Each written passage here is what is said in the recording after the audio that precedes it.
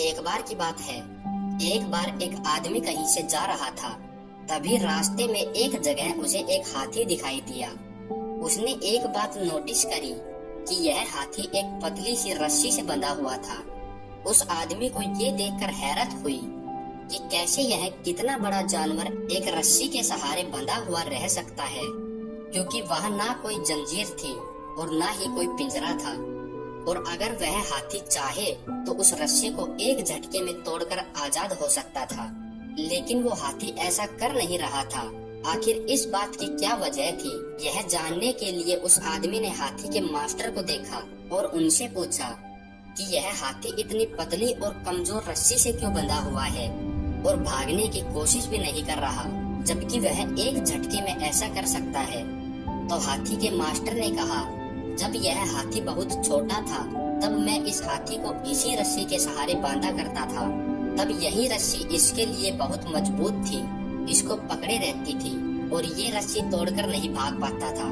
इसने उस समय रस्सी को तोड़ने की बहुत कोशिश की थी, लेकिन यह बार बार नाकाम रहा और कई बार हारने के बाद इसने रस्सी को तोड़ पाना नामुमकिन समझ लिया और रस्सी पर जोर लगाना भी छोड़ दिया।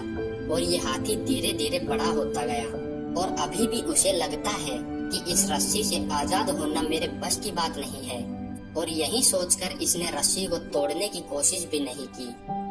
और आज यह बहुत ताकतवर हाथी है, लेकिन इसने इस रस्सी से हार मान ली है। वह आदमी यह सुनकर हैरान था। यह जानवर किसी भी समय इस रस्सी को तोड़कर इस कैद से आजाद हो सकता है, लेकिन उसने यह मान लिया है कि वह ऐसा नहीं कर सकता, इसलिए वह इस कमजोर रस्सी के सहारे बंधा हुआ है।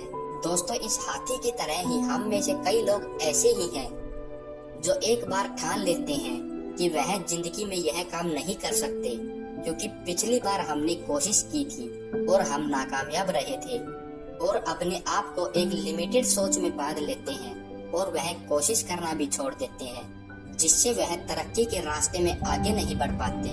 उनकी जिंदगी में कुछ भी नया नहीं होता और उसी जगह रस्सी से बंधे रह जाते हैं। दोस्तों, ये कहानी कहती है, जिंदगी में हार मत मानिए, कोशिश करते रहिए। कई बार आपसे भूल होगी, उस फेलियर का भी सामना करना पड़ेगा, लेकिन यही भूल चूक इस बात का प्रूफ है कि आप कोशिश कर रहे हैं। आप सच में फेल तब होंगे जब आप कोशिश करना ही बंद कर देंगे। बाकी आपको ये छोटी सी कहानी कैसी लगी, कमेंट करके जरूर बताना।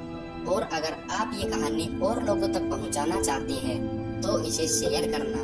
बाकी मैं मिलता हूँ दूसरी वीडियो में, तब तक के लिए जय श्री राम।